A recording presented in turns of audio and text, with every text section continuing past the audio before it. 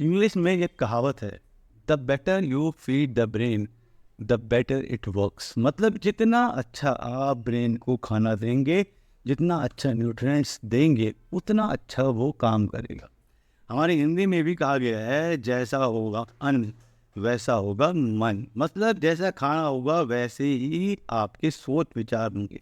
जैसा खाना आप बच्चे को खिला रहे हैं वैसे ही उसकी थिंकिंग प्रोसेस होगी, उसका लर्निंग होगा और उसका बिहेवियर भी वैसा ही होगा। मैं 100% एग्री करता हूँ कि डाइट का डायरेक्ट रिलेशन होता है बच्चों की मेंटल एबिलिटी से, उसके एकेडमिक परफॉर्मेंस से, उसके आईक्यू से। जैसा खाना होगा वैसा हमारा ब्रेन परफॉर्म करेगा। अपना ओपिनियन ज़रूर बताएं मुझे इस कमेंट करके कि ऐसा होता है क्या, आप भी क्या सोचते हैं।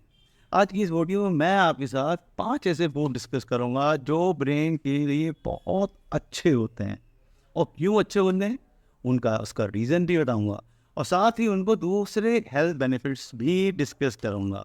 लेकिन उससे पहले थोड़ा सा ज्ञान लेना तो होगा ही, और ये बहुत ज़्यादा इम्पोर्टेंट है।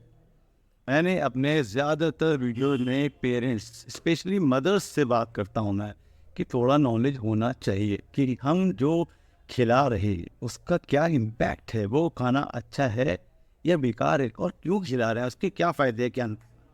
देखिए, हम ह्यूमन बॉडी इंटरनली अपने आप को मेंटेन करती ही चलती है, उसको डिस्टर्बेंसेस पसंद नहीं है। ज़रा सा डिस्टर्बेंस होगा तो ये वापस करेक्ट कराएगी। इस कंडीशन को हम बोलते हैं होम्योस्टेसिस। अब सोचिए, अगर बाहर से कोई बैक्टीरिया आया, जैसे कोविड के टाइम पे देखा गया, या दूसरी बीमारियां जैसे कि कोई बैक्टीरिया बॉडी में गया, तो ये बॉडी को थोड़ा डिस्टर्ब करेगा। उस कंडीशन को हम बोलते हैं इन्फ्लेमेशन। बॉडी के डिफेंस सेल्स आएंगे, उस बैक्टीरिया से लड़ेंगे और वापस से बैलेंस लाएंगे। ये एक एग्जाम्पल है क्लासिक इन्फ्लेमेशन का। कुछ फूड्स और एक्टिविटीज जो हम डेली करते हैं, ये ऑक्सीडेटिव स्ट्रेस को बढ़ाते हैं। ऐसे फूड्स को हम बोलते हैं प्रो इन्फ्लेमेटरी, और जो फूड इन्फ्लेमेशन को कम करते हैं उन्हें हम बोलते हैं एंटी इन्फ्लेमेटरी या एंटीऑक्सीडेंट्स। अब आपको समझ में आया होगा, कभी कभी वीडियोस में सुना होगा इस तरह का आपने वर्ड, एंटीऑक्सीडेंट या एंटी इन्फ्लेमेटरी। इसका मतलब ये है, ये फूड ऑक्सीडेटिव स्ट्रेस को कम करते हैं। आज की इस वीडियो में मैं आपके साथ 5 ऐसे फूड डिस्कस करूंगा जो कि एंटी इन्फ्लेमेटरी और एंटीऑक्सीडेंट की तरह ही काम करते हैं।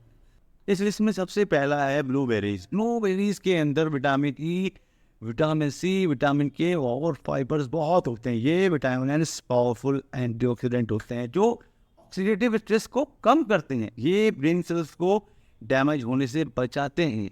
ब्लूबेरीज को आप बच्चे की डाइट में 6 महीने के बाद इंक्लूड कर सकते हैं, जब उसकी फीडिंग साइंस आ जाते हैं। पहले 6 से 12 महीने तक इसे मैश करके देना होता है, ताकि चोकिंग का डेंजर कम हो या ना हो। विटामिन सी आयरन के एब्जॉर्बिशन को बढ़ाता है, जो ब्रेन हेल्थ के लिए ज़रूरी है। आयरन अच्छा होगा तो हीमोग्लोबिन अच्छा होगा, और ऑक्सीजन ब्रेन तक अच्छे तरीके से पहुँचे। दूसरे फूड की बात करें तो ये है टर्मरिक यानी हल्दी। कैसा लगा आपको?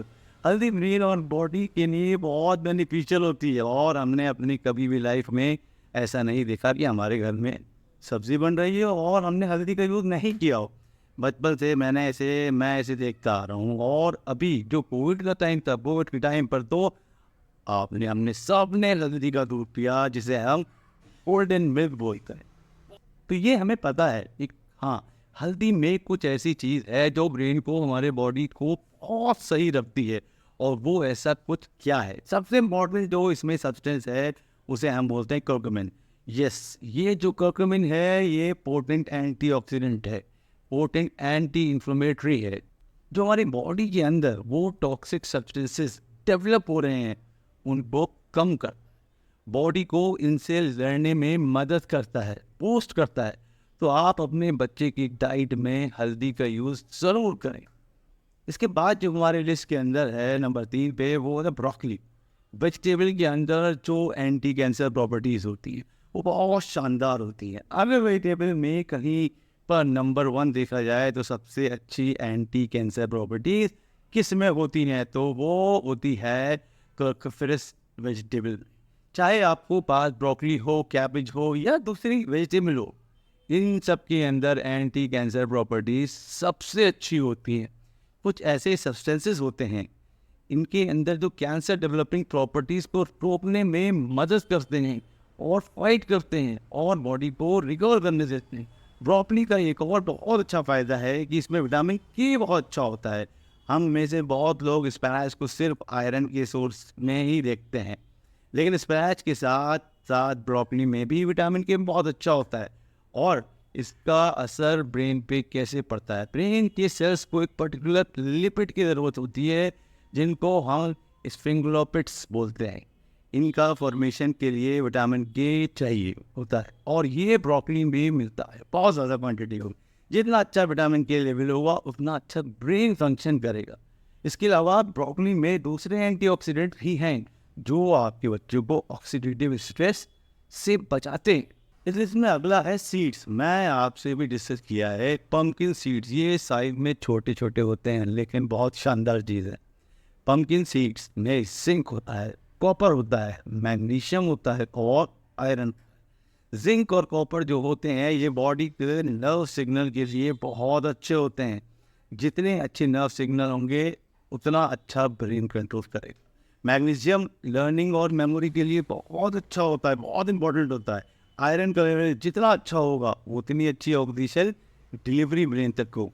अगर आपके बच्चों का हीमोग्लोबिन लेवल कम है तो उसका ओवरऑल हेल्थ पे असर पड़ता है। पंपकिन सीड्स आयरन में रिच होती हैं और बाकी मिनरल्स भी इसमें बहुत अच्छे हो। अब हम बात करें लास्ट आइटम की, तो वो है नट्स, स्पेशली वॉलनट्स। वॉलनट का शेप ब्रेन से मिलता है और ये कहा जाता है कि जो शेप होती है वो उस पर्टिकुलर ऑर्गन के लिए अच्छी होती है। वॉलनट्स में प्रोटीन, हेल्दी फैट्स होते हैं और विटामिन ई होता है। ये वेजिटेरियन डाइट में प्रोटीन का एक अच्छा सोर्स है। वॉलनट को इंक्लूड कीजिए, इससे आपके बच्चों को प्रोटीन, हेल्दी फैट और विटामिन ई मिले। विटामिन ई एक एंटीऑक्सीडेंट की तरह ही काम करता है।